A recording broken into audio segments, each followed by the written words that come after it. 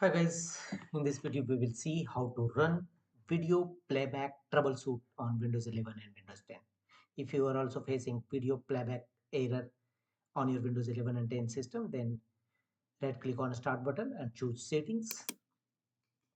Here from the left side go to system settings, click on it, thereafter go to right side and here look for the option troubleshoot. This is an inbuilt tool of Windows system. If any of the your problem of Windows system, choose other troubleshooters, then you can first apply Windows inbuilt tool troubleshoot. Various type of troubleshoot are available. Here you will find video playback. Click on run button against video playback troubleshoot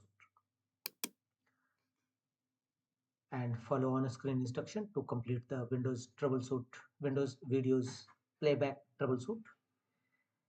And searching for self-help articles, open related video settings, open video playback settings, open display adapter settings. I want to continue with this troubleshooters. Choose this option and thereafter thanks. Please wait one moment while I run diagnostics.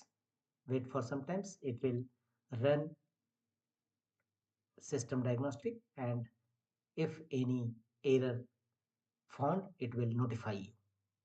So thanks. Please wait one moment while I run diagnostics, checking video driver version, checking for generic failure, checking HEVC codec status, checking SWDRM status, checking display, checking if video driver is installed, checking for protected audio, checking for unsigned.